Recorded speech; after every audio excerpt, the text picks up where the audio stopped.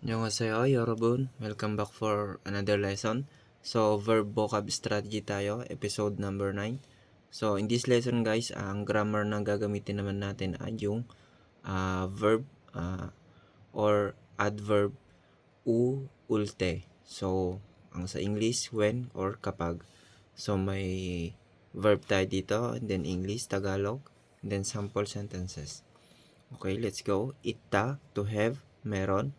It plus ulte, isulte. 저는 돈이 있을 때 신발을 살 거예요. Kapag may pera ako, bibili ako ng sapatos. Number 2, opta, to have, to not have, wala. Op plus ulte, 없을때. iri 없을때 한국어를 공부해요. Kapag walang trabaho, nag-aaral ako ng Korean language. Number 3, 운동하다, to exercise, ehersisyo. 운동하 plus ulte magiging 운동할 때. 저는 공원에 운동할 때 기분이 좋았어요. Kapag nakapag-ehersisyo ako sa park, maganda ang pakiramdam ng katawan ko. Number 4, 운전하다, to drive, mag-drive, magmaneho. 운전하 plus ulte magiging 운전할 때. 자동차가 운전할 때 안전벨트 사용하세요. Kapag magdadrive ka, pakigamit ang safety belt. So, number 5, marada, to say, sabihin. Mara plus ulte magiging maralte.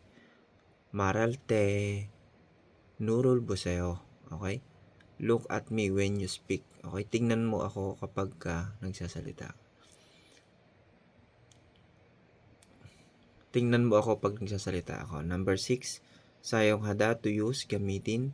사용하 plus ulte magiging 사용할 때.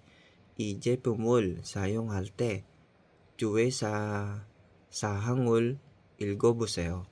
Please read the precaution when using this product. Okay? So, number 7, 먹다, to eat, kumain. 먹 plus uulte magiging 먹을 때. 음식을 먹을 때 손을 깨끗이 씻으세요. Wash your hands before eating food.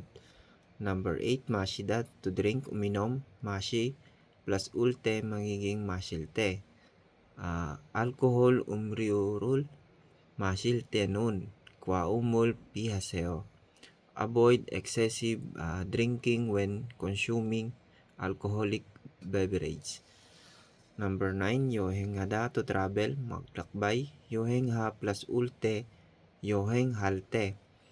여행할 때 항상 여권을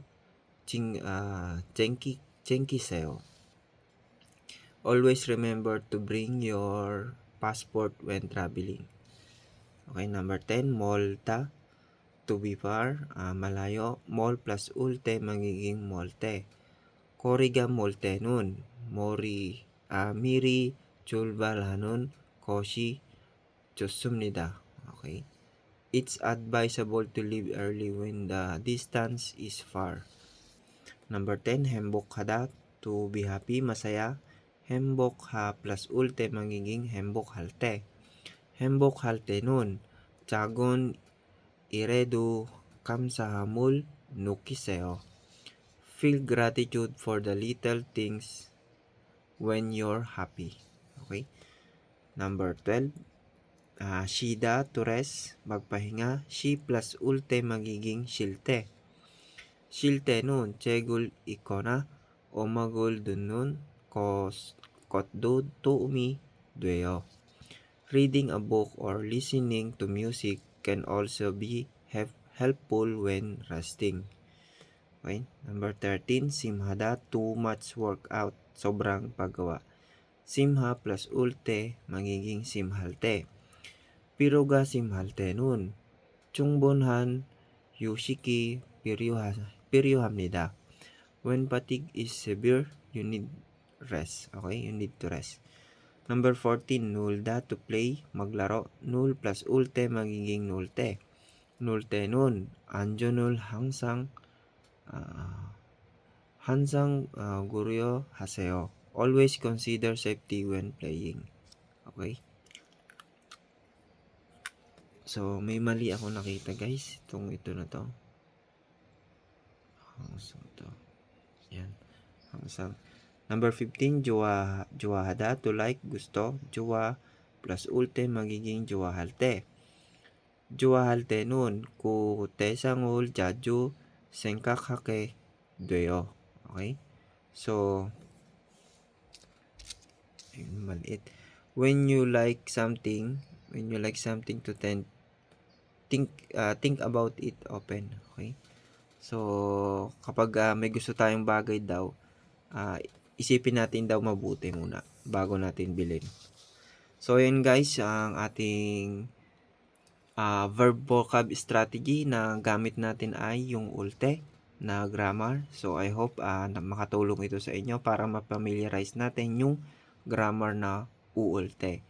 Once na makita natin to sa mga exam, mas madali na nating matatandaan na kung ano ang ibig sabihin ng ulte. So hanggang dyan lang guys, at maraming salamat sa panonood ninyo at sa mga suporta. At kung sa mga gustong kumuha ng copy, mag-message lang po kayo, ibibigay po natin. So hanggang dyan lang, or mag-comment po kayo dyan guys sa video.